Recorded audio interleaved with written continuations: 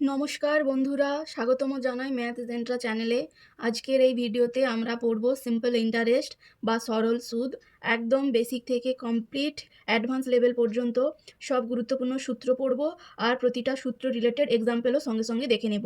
এই ভিডিওটা শেষ পর্যন্ত দেখলে সিম্পল ইন্টারেস্ট আর কোনো ভয় থাকবে না।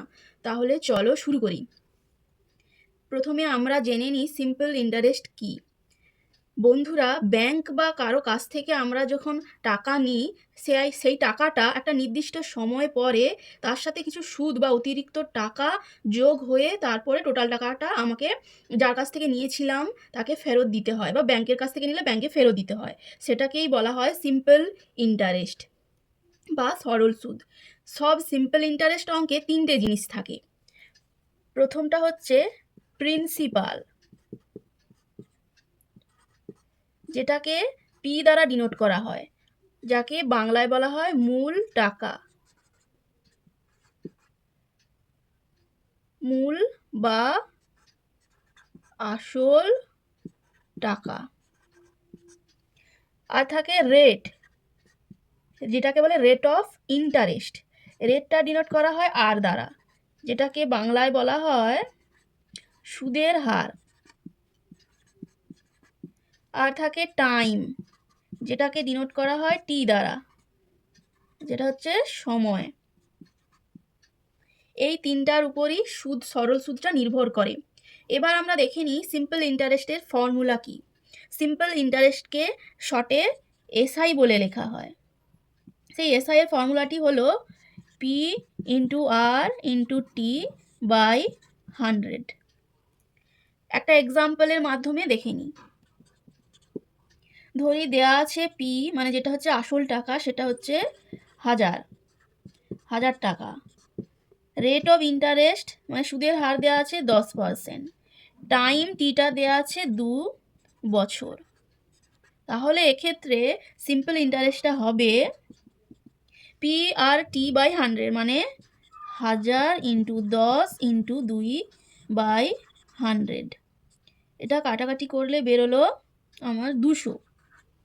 তাহলে আমাকে সুদ হিসেবে 200 টাকা এক্সট্রা আমাকে দিতে হবে।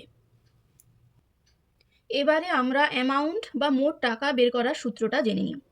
সুদ যোগ করলে যে মোট টাকা হয় সেটাই অ্যামাউন্ট।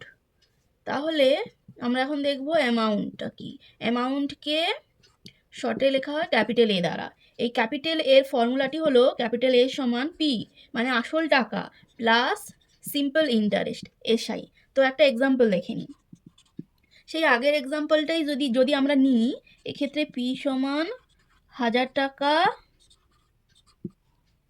আর সমান 10%, টি সমান 2 বছর। এক্ষেত্রে এসআই বেরোবে, এসআই সমান পিআরটি বাই 100, মানে 1000 ইন্টু 10 ইন্টু 2 বাই 100। কেটে বেরোলো এটা 200। তাহলে এক্ষেত্রে মোট টাকা বা অ্যামাউন্ট এ সমান পি প্লাস এসআই। পিটা হচ্ছে এখানে 1000, তার মানে 1000 প্লাস এসআই। এসআই বেরোলো 200, মানে 200। তাহলে হলো 1200 টাকা। তাহলে আমাকে মোট টাকা যেটা ফেরত দিতে হবে সুদ সমেত, সেটা বেরোলো 1200 টাকা। এবার একটা কোয়েশ্চেন দেখে নিই। কোয়েশ্চেনটা হচ্ছে, বলেছে যে বার্ষিক 10% সরল সুদে 3 বছর পর কোনো টাকার সুদ 150 টাকা হলে আসল কত। তাহলে এই কোয়েশ্চেনটার অ্যান্সার চলো আমরা ধাপে ধাপে দেখে নিই। আমার কোয়েশ্চেন থেকে বোঝা যাচ্ছে 10%, তাহলে আর সমান দেওয়া আছে 10%। এবার বলেছে 3 বছর, 3 বছর মানে টি দেওয়া আছে 3 বছর। সুদ বলা আছে 150 টাকা, মানে এসআই দেয়া আছে 150 টাকা। বলেছে আসল কত, মানে পির মানটা জানতে চেয়েছে। এবার সূত্র অনুযায়ী আমরা জানি এসআই সমান পি আর টি বাই 100। যেহেতু পি বার করতে বলেছে, তো হবে পির মান হবে পি সমান এসআই ইন্টু 100 বাই আর টি।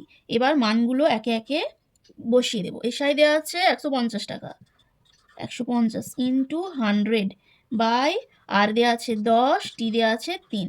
এবার কাটাকাটি করলে হয় বেরোলো 500। 500 টাকা। তাহলে আসল তাহলে বেরোলো 500 টাকা।